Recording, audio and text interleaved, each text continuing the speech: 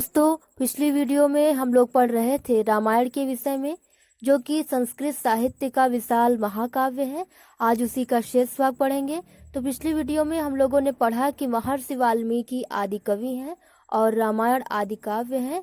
तो एक स्वाभाविक सा प्रश्न उठता है दोस्तों कि क्या इसके पहले कोई काव्य रचना नहीं हुई, या सर्वप्रथम किसी काव्य की उत्पत्ति कैसे हुई, कोई काव्य कैसे प्रस्फुटित हुआ, ऐसी कौन सी घटना घटी कि महर्षि वाल्मीकि आदि कवि बने और रामायण आदि काव्य बना।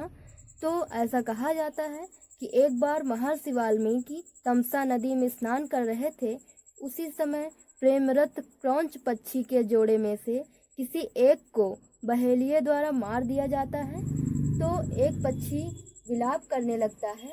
तो इस दृश्य को देखकर महर्षि वाल्मीकि के मुख से करुणामय हृदय से अनायास ही एक श्लोक फूट पड़ा, जो यह है कि मां निषाद प्रतिष्ठाम त्वं गमः शाश्वती समाह यत् क्रौंच मिथुना देकमवधि काम मोहितम। तो यही प्रथम काव्य का सूत्रपात हुआ, और जो काव्य है वह करुणामय हृदय से प्रस्फुटित हुआ। जैसा कि हिंदी के कवियों ने भी कहा है कि वियोगी होगा पहला कवि, आह से उपजा होगा गान, निकल कर आँखों से चुपचाप वही होगी कविता अनजान। तो दोस्तों, जो कविता है, जो काव्य है, वह अनुभूति का विषय है, करुणामय हृदय की उत्पत्ति है। ऐसे करुणामय हृदय से उत्पन्न रामायण परवर्ती साहित्य के लिए, परवर्ती कवियों के लिए प्रेरणा स्रोत रहा है। रामायण को आधार बनाकर कवियों ने 100 से अधिक रचनाएं लिखी हैं। तो आज उन्हीं कुछ रचनाओं के बारे में हम लोग जानेंगे। तो जो रामायण है दोस्तों, वह समग्र कवि समाज के लिए उपजीव्य रहा है, विशेषतः कालिदास तथा भवभूति के, और उनकी रचनाएं रघुवंश और उत्तर रामचरित यह उपजीवी हैं। रामायण पर आधारित प्रमुख महाकाव्य कौन कौन से हैं उनके बारे में हम लोग जानेंगे। तो पहला रघुवंश महाकाव्यम, यह कालिदास की रचना है, समय है। दूसरा सेतुबंध या प्रवरसेन की रचना है, 400 ईस्वी। तीसरा जानकी हरण कुमारदास की रचना है, 520 ईस्वी। चौथा भट्टिकाव्य, इसे रावण वध महाकाव्यम भी कहते हैं, यह भट्ट की रचना है, 644 ईस्वी। पांचवा रामायण मंजरी, यह क्षेमेंद्र की रचना है, 1050 ईस्वी समय है। छठा रघुनाथ चरित महाकाव्यम, इसे रघुनाथाभ्युदय भी कहते हैं, वामन भट्ट बाण की यह रचना है, 1420 ईस्वी इसका समय है। रामायण पर आश्रित प्रमुख नाटकों के बारे में जानेंगे। पहला प्रतिमा नाटक या भास की 400 ईसा पूर्व। दूसरा है अभिषेक नाटकम, यह भी भास की रचना है, 400 ईसा पूर्व। तीसरा कुंदमाला या दिंगनाग की रचना है, 200 ईसा पूर्व। चौथा महावीर चरितम भवभूति की रचना है, 700 ईस्वी। पांचवा उत्तर रामचरितम भवभूति की रचना है, 700 ईस्वी। छठा अनर्घ राघव मुरारी की रचना है, 800 ईस्वी। सातवां बाल रामायण या राजशेखर की रचना है, इनका समय है 800 ईस्वी। आठवां महानाटकम या हनुमान की रचना है, इनका समय 900 ईस्वी है। नौवां प्रसन्न राघव या जयदेव की रचना है।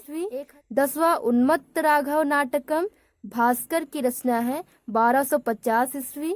11वां उन्मत्त राघव नाटकम या विरूपाक्ष की रचना है, 1350 ईस्वी। 12वां आनंद राघव नाटकम या रामचूड़ामणि दीक्षित की रचना है, 1620 ईस्वी।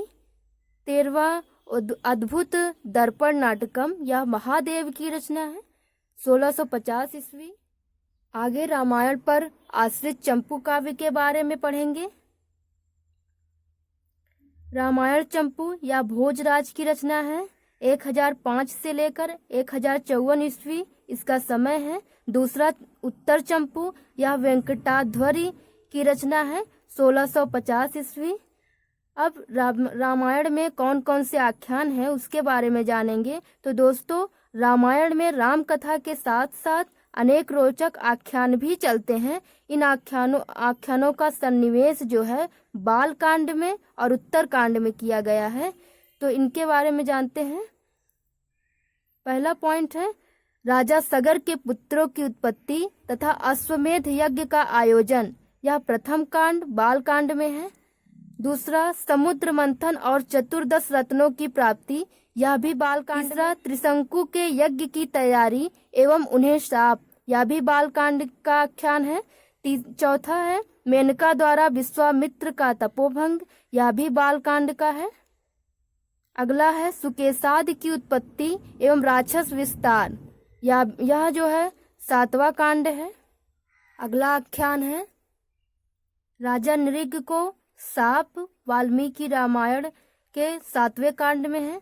अगला आख्यान है ययाति को अपने पुत्र से नव यौवन प्राप्ति, यह भी 7वें कांड यानी कि उत्तर कांड में है। शंबुक वध, यह भी आख्यान 7वें कांड का है। बुध एवं इला से पुरुरवा की उत्पत्ति, यह भी 7वें कांड यानी कि बाल कांड में है। गंगावतरण, यह भी आख्यान बाल कांड का प्रथम कांड का है। तो आज बस इतना ही दोस्तों, धन्यवाद।